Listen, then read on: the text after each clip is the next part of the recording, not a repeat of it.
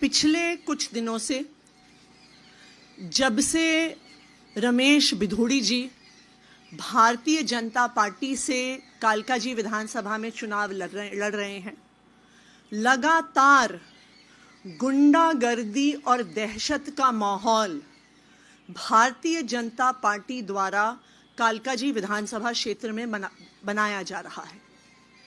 विधानसभा के हर इलाके में भारतीय जनता पार्टी के कार्यकर्ता और कई लोग जो कहते हैं हम रमेश बिधूड़ी जी के भतीजे हैं, आम आदमी पार्टी कार्यकर्ताओं को डरा रहे हैं, धमका रहे हैं, उनका कॉलर पकड़ रहे हैं, उनका पार्टी का प्रचार का सामान लेके छीन रहे हैं, जला रहे हैं। मैं एक एक करके पिछले एक हफ्ते में हुई ऐसी गुंडागर्दी की घटनाएं आप सभी के साथ शेयर करना चाहूंगी। 15 फरवरी को गिरिनगर इलाके में आम आदमी पार्टी के वार्ड अध्यक्ष अरुण चौहान जी और हमारी महिला विंग की टीम डोर टू डोर कर रही थी।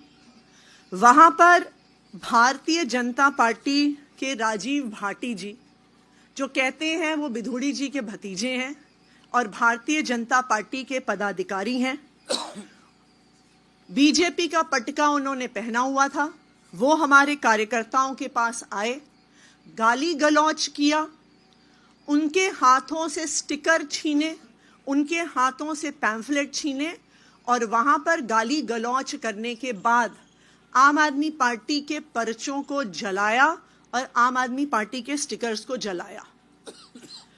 19 जनवरी 2025 गोविंदपुरी गली नंबर 3 में दीपा सिंह जी नाम की आम आदमी पार्टी की एक कार्यकर्ता हैं। उनको रात को 11:40 पर रमेश बिधूड़ी जी का व्हाट्सएप पर कॉल आया 9811039678 फोन नंबर से। रमेश बिधूड़ी जी ने दीपा जी को कहा कि तुम पहले भारतीय जनता पार्टी में होती थी कई साल पहले, तो वापस आ जाओ। जब उन्होंने मना किया और कहा कि हम तो अब आम आदमी पार्टी में हैं, आतिशी जी के साथ हैं, तो बिधूड़ी जी ने कहा ये आतंकवादियों की पार्टी है, 8 तारीख के बाद आतिशी जेल जाएगी, उसको अंदर करवाऊंगा और साथ में तू मेरे साथ बाहर नहीं निकली तो तुझे भी अंदर करवाऊंगा 8 तारीख के बाद।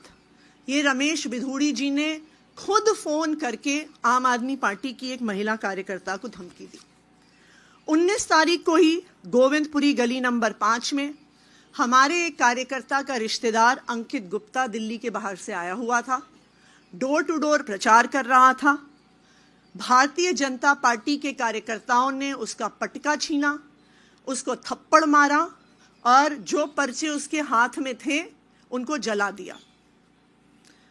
20 जनवरी कल नवजीवन कैंप के F ब्लॉक में 2 दिन पहले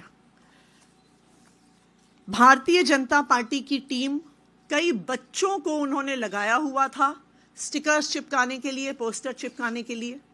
जब हमारी एक कार्यकर्ता विजेता कुमारी जी ने इस पे ऑब्जेक्शन किया तो वहीं पर खड़े होके भारतीय जनता पार्टी के कार्यकर्ताओं ने आम आदमी पार्टी की महिला कार्यकर्ता से गाली गलौज करी। कल ये भी 20 तारीख को 1 नंबर गली गोविंदपुरी में, और इसकी कल मैंने शिकायत भी करी इलेक्शन कमीशन के ऑफिसर से, मनीष बिधूड़ी जी जो कहते हैं कि वो रमेश बिधूड़ी जी के भतीजे हैं, इन्होंने हमारे कार्यकर्ताओं के साथ गाली गलौज किया और कहा घर बैठ जाओ वरना हाथ पैर तोड़ देंगे। 21 तारीख को गिरिनगर में मानव कल्याण कैंप के सामने फिर से इन राजीव भाटी जी ने हमारे एक कार्यकर्ता रोशन चौहान जी को रोका, उनको कहा कि भारतीय जनता पार्टी में आ जाओ। फिर उनको कहा कि रमेश बिधूड़ी जी आपसे फोन पे बात करना चाहते हैं।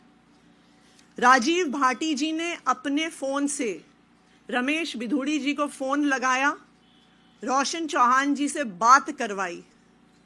रमेश बिधूड़ी जी ने उन्हें बोला कि बहुत प्रचार कर रहे हो, बहुत फुर्ती आ गई है तुम्हारे अंदर, कहा कि भारतीय जनता पार्टी में तुम पहले थे, वापस आ जाओ। जब उन्होंने कहा मैं आम आदमी पार्टी के साथ हूं और रहूंगा, तो रमेश बिधूड़ी जी ने उनको कहा कि तुम्हारी बेटी का ग्रेटर कैलाश में घूमते हुए मेरे पास एक वीडियो है, तू घर से बाहर निकला तो तेरी बेटी का वीडियो वायरल कर दूंगा। तो हम साफ साफ देख सकते हैं कि भारतीय जनता पार्टी के प्रत्याशी रमेश बिधूड़ी जी, उनके अलग अलग कार्यकर्ता, उनके भतीजे आज चुनाव नहीं लड़ रहे हैं। आज वो पूरे इलाके में सिर्फ और सिर्फ गुंडागर्दी फैला रहे हैं। आज इन सारे मुद्दों पे हम इलेक्शन कमीशन को कंप्लेंट करने वाले हैं कि रमेश बिधूड़ी जी पर, उनके कार्यकर्ताओं पर, उनके भतीजों पर एफआईआर दर्ज की जाए और सख्त से सख्त कार्रवाई करी जाए। अब मैं अरविंद जी से कहूंगी वो अपनी बात रखें। अभी जो आतिशी जी ने कहा ये बेहद बेहद चिंताजनक है।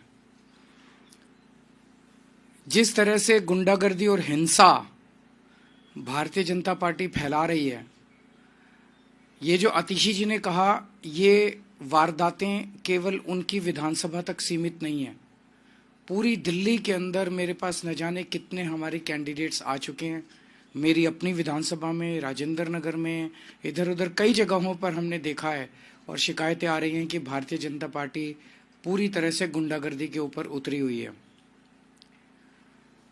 कोई भी पार्टी या कोई भी कैंडिडेट हिंसा क्यों करता है?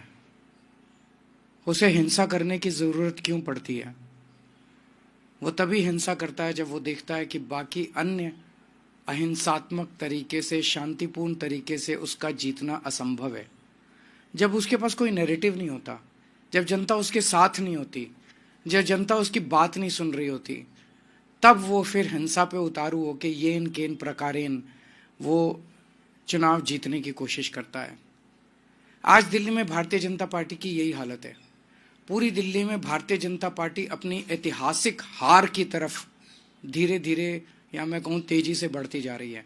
ये हार ऐसी होने वाली है भारतीय जनता पार्टी की, शायद भारतीय इतिहास के अंदर लिखा जाएगा कि एक पार्टी थी जो इतनी बुरी तरह से हारी।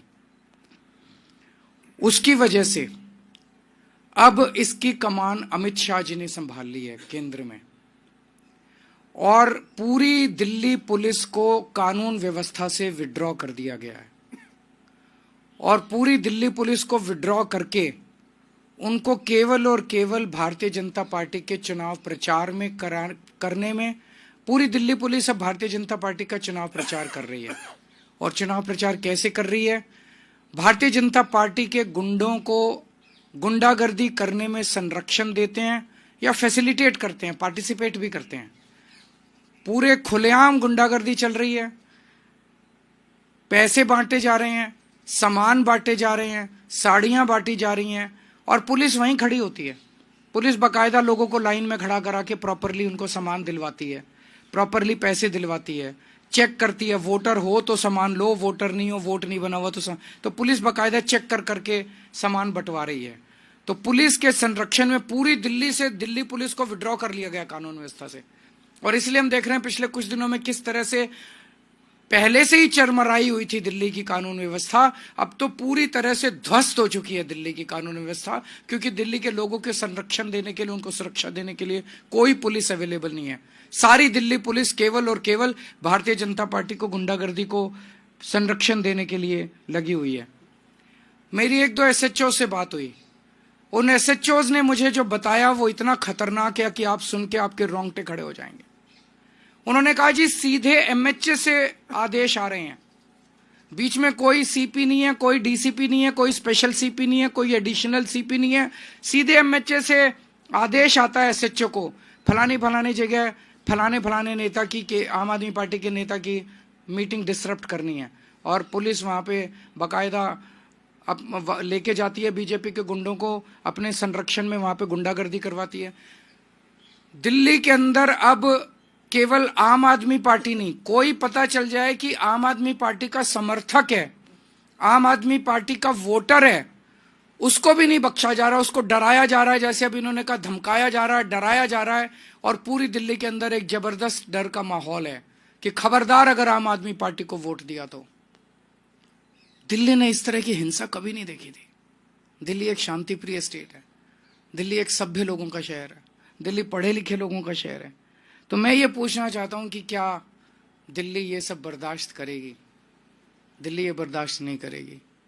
मेरी अपनी 3 या 4 सभाओं को इन लोगों ने डिसरप्ट करने की कोशिश की, और बड़ी खूबसूरती देखिए कि वहां जो ऑडियंस में लोकल जनता आई हुई थी, महिलाओं ने खड़े होकर जो बीजेपी के कार्यकर्ताओं को खदेड़ा, वहां से उन्हें दुम दबा के भागना पड़ा। तो मैं दिल्ली की जनता को कहना चाहता हूं कि दिल्ली हम सब लोगों की है, इन गुंडों की नहीं है दिल्ली। हमें दिल्ली को बचाना पड़ेगा, आपको दिल्ली को बचाना पड़ेगा। अपनी दिल्ली के लिए, अपने बच्चों के भविष्य के लिए, दिल्ली के भविष्य के लिए आपको खड़े होना पड़ेगा। अगर कहीं ये डराने की कोशिश करें, एकजुट होकर इनका सामना करना पड़ेगा। हम देखते हैं, हम सब 2 करोड़ लोग देखते हैं कि कैसे ये बीजेपी वाले दिल्ली को बर्बाद करते हैं। हम नहीं होने देंगे दिल्ली को बर्बाद। और आप सोच के देखो, चुनाव के पहले अगर ये गुंडागर्दी इस तरह की कर रहे हैं, खुदा ना खास्ता अगर ये जीत गए तो चुनाव के बाद ये दिल्ली का क्या हाल करेंगे, इसकी आप कल्पना भी नहीं कर सकते। हमें दिल्ली की संस्कृति को बचाना है और इस गुंडागर्दी को रोकना है। आप कुछ अगर कोई 1-2 क्वेश्चंस हैं तो आप बताइए। वो बिल्कुल रोकने की कोशिश की जा रही है। मुझे ये डर है कि चुनाव वाले दिन वोटर्स को वोट डालने से रोका जाएगा। मुझे मतलब मैंने बताया, बीजेपी अपनी शायद 2015 की जो हार थी, 3 सीट आई थी, उससे भी ज्यादा बुरी हार इन लोगों की होने वाली है। इस बार बहुत बुरा हाल होने वाला है। और जितनी गुंडागर्दी ये कर रहे हैं, उतने वोट इनके कम हो रहे हैं, उतने वोट। जनता ये पसंद नहीं करती। जनता कहती है भाई आप अपना काम बताओ, काम इनके पास है नहीं गिनाने को। जनता कहती है आप अपना विजन बताओ, विजन ये कहते हैं मोहल्ला क्लिनिक बंद कर देंगे, दिल्ली के स्कूल बंद कर देंगे, दिल्ली के। जनता को ये सब, इनका एजेंडा पसंद नहीं आ रहा जनता को।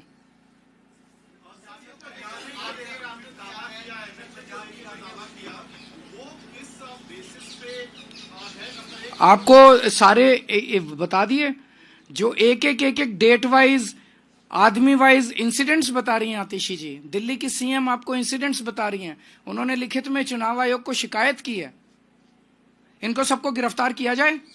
जिन जिन लोगों का नाम अभी आतिशी जी ने लिया, अगर चुनाव दिल्ली में निष्पक्ष होने हैं, कम से कम चुनाव तक इन लोगों को गिरफ्तार करके अंदर रखा जाए। अदरवाइज तो ये खुलेआम है कि पुलिस तो हमारी है। जब सैया भय कोतवाल तो डर काहेगा।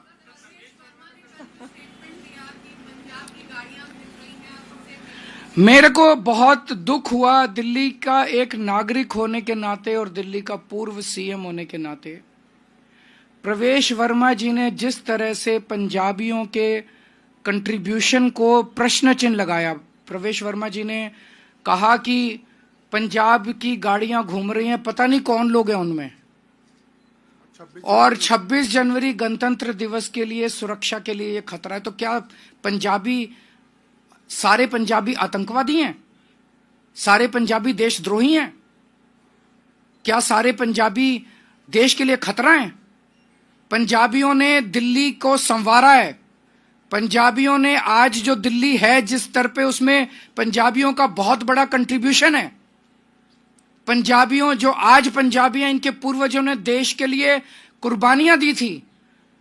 आज जो दिल्ली के पंजाबी हैं, उनके पूर्वजों ने देश के लिए अपनी जान न्यौछावर की थी। 1947 में जब पार्टीशन हुआ था, लाखों पाकिस्तान से रेफ्यूजी दिल्ली आए थे। उन्होंने न जाने कितनी यातनाएं और कितनी दुर्दशा झेली थी। आज ये छोटा सा लड़का दिल्ली के पंजाबियों को, पंजाब के पंजाबियों को चुनौती देने चला है। हम इसका सख्त विरोध करते हैं और हम कहते हैं कि अमित शाह जी को इसके लिए माफी मांगनी चाहिए पूरे देश से। अमित शाह जी को पंजाबियों से माफी मांगनी चाहिए। Thank you.